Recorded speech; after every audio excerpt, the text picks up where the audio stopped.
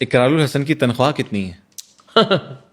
اچھا یہ میں ایگزیکٹلی بھی بتا دوں تو مجھے حرج نہیں ہے، میں کبھی بتا دیں. نہیں اس لیے نہیں بتا سکتا میں کہ یہ چینل کا بھی اختیار اور استحقاق ہے نا. نہیں پالیسی کا مسئلہ نہیں ہے، میں بتا دوں جی میری تنخواہ، باقی لڑ رہے ہوں گے جی انہوں نہیں دے رہے ہو تو مینوں انہیں کیوں نہیں دے رہے، بھی بڑا مسئلہ تو ہے. یہ وہ میرا خیال ہے چینل کا بھی استحقاق ہے. لیکن میں ایک رف آئیڈیا ہمیشہ دے دیتا ہوتا ہوں. آپ کہہ لیجیے کہ 5 ملین کے اراؤنڈ یا 5 ملین سے تھوڑا اوپر کی ہے، اور یہ 20 سال کا سفر ہے. ہم نے 15,000 سے شروع کیا تھا بطور رپورٹر. میں نے یہیں اسی شہر لاہور میں 8 مہینے 15,000 روپے، بلکہ شروع جب کیا تھا تو مجھے یہ بھی امید نہیں تھی کہ 15,000 ملیں گے، بس میں نے کر دیا تھا اور مجھے پھر پہلے مہینے چیک ملا تو 15,000 سے آغاز کیا. کیا بات ہے. پھر 2,500 جو وہ ہے درہم ان سے شروع کیا، 2,500 سے تنخواہ 4,000 ہوئی. جب ویزا پکا ہو گیا پھر 9,500 درہم ہوئی. پھر وہ چھوڑ کے ہم آئے تو 1.25 لاکھ 1.5 لاکھ تھی پاکستانی جب نیوز کاسٹر تھے 2009-10 میں. اور پھر اللہ نے بہت مہربانی کی، پاکستان کے ہر چینل نے 3 مرتبہ مجھے اپروچ کیا. اچھا گارنٹی کے ساتھ نام لے سکتا ہوں کس کس ٹھیک ہے، بتائیں کس کس، مطلب چینلز کے نام لے سکتا ہوں، اور چینلز میں بھی کس کس نے بلایا. سما نے، جیو نے، ایکسپریس نے، کوئی ایسا چینل نہیں ہے اس زمانے میں 2012 سے آنورڈز، بول نے، کہ جس نے آفر نہ کی ہو، جس نے پیشکش نہ کی ہو. کیونکہ سریام اپنی طرز کا ایک ہی پروگرام تھا، اور سریام جب لگتا تھا تو اللہ کی مہربانی، اللہ کا دیکھتے تھے، نو ڈاؤٹ آج بھی دیکھتے ہیں. تو اس میں بہت چینلز نے اپروچ کیا. تو اس اعتبار سے تنخواہ میری ہر آفر کے بعد تھوڑی بڑھتی رہی، تو اس سے ایک اچھا سلسلہ ہو گیا. آپ نے یہ اگر آپ نے شروع میں 5, 10, 20, 25 لاکھ روپے کی وہ رشوت نہیں لی جو فیکٹری والے آفر کرتے تھے ہمیں، فیک آئل پی فیکٹری پہ چھاپا مارا، اس نے کہا 10 لاکھ روپے لے لیں. تو اس زمانے میں اگر آپ کی تنخواہ 1.25 لاکھ ہے اور 10 لاکھ 20 لاکھ 30 لاکھ کوئی آفر کر رہا ہے، تو ہم نے اس زمانے میں تو کوئی ایڈ بھی نہیں کیا. اچھا، جو 40, 50, 60 لاکھ روپے کے ہوتے تھے. کبھی رشوت نہیں لی اقرار الحسن نے؟ ضرورت ہی نہیں پیش آئی.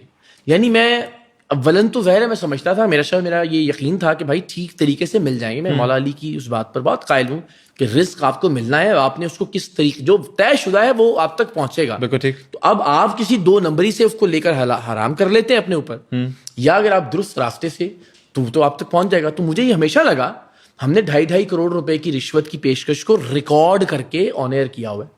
ایک بندے نے کہا کہ 2.5 کروڑ روپے دوں گا، نہیں چلائے گا پروگرام، ہم نے اس کو آن ایئر کیا. اقرار بھی کتنے گھر ہیں؟ تو وہ ایک 2 کنال کا میرا لاہور کے DHA فیز 8 میں وہ گھر. سر عام کی بات نہیں، ہم نے 3 شادیاں کی ہیں.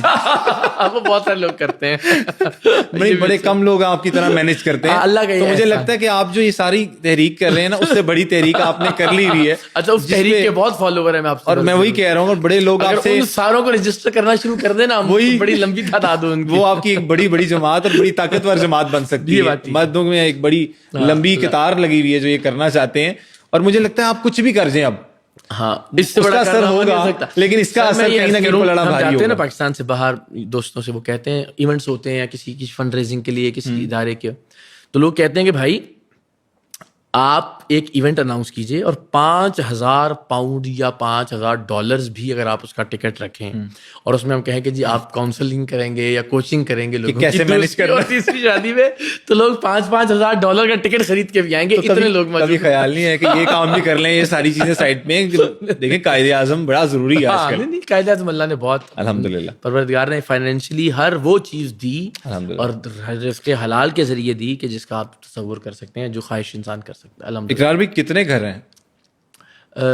نہیں، گھر سے مراد بیگمات تو 3 ہے، تو ہم عام طور پر گھر سے مراد ہوتی ہے 3 گھر. نہیں مطلب میں یہ جاننا چاہ رہا ہوں ذاتی گھر، پراپرٹی میں آپ جو مطلب گھر ہوتے ہیں. اچھا، ذاتی گھر کی بات کر رہے ہیں. میرا ایک گھر ہے جو زیر تعمیر ہے. زیر تعمیر سے مراد اب تعمیر تو ہو چکا، اس کے آخری بس اب فنیشنگ چیزیں ہیں جس میں وہ سینیٹری فکسچرز اور باقی فنیشنگ رہے گی.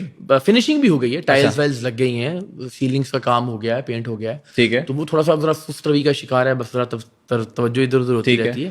تو وہ ایک 2 کنال کا میرا لاہور کے DHA فیز 8 میں وہ گھر ہے جو بن. اور کراچی میں نہیں، کراچی میں جب بھی ہم تھے ہم رینٹ پر تھے، وہ چھوڑ دیا اب ہم نے. مطلب اقرار الحسن کے نام ایک گھر ہے ابھی؟ ایک 2 کنال کا گھر ہے. ایک میرے پاس 1 کنال کا پلاٹ ہے. لاسٹ ایک ویلاگ میں کسی نے انٹرویو میں پوچھا تھا، وہ پلاٹ میرے ذہن سے نکل گیا. تو وہ پلاٹ موجود ہے ایز این انویسٹمنٹ، ہم نے آگے فیوچر کے لیے کر کے رکھا ہوا ہے. ٹھیک ہو گیا. یہ گاڑی واڑی میں نے بتا دیا تھا تفصیل سے کہ میرے پاس دفتر کی دی ہوئی ایک گاڑی ہے چنگھان. ٹھیک ہے. ایک گاڑی ہے وہ ہم نے رینٹ پر لے رکھی ہے. یار لوگ کہتے ہیں لو جی اس کا رینٹ ہی 1,00,000 روپیہ ہوتا ہے تو پاگل بہلا رہے ہیں ہمیں. بھائی وہ میں نے، چونکہ مجھے جتنے بھی میرے پاس اکٹھے پیسے آتے تھے تو میں بجائے گاڑی کے، میری خواہش یہ ہوتی تھی کہ میں گھر پہ لگا کے اس کو جلدی سے تعمیر. تو پھر ہم نے ایک گاڑی کی ایکسٹرا ضرورت تھی تو میں نے کہا وقتی طور پہ ہم رینٹ پہ لے لیتے ہیں، بجائے اس کے کہ 40, 50, 60 لاکھ روپیہ بلاک کریں یہاں، وہی گھر تعمیر ہو جائے گا پھر واپس آ جائیں گے. تو وہ ایک گاڑی رینٹ پر ہے، بھائی کی گاڑی ہے ایک، اور 2017 ماڈل ہے شاید, 2016 ماڈل ہے شاید, اور ٹھیک ہو گیا.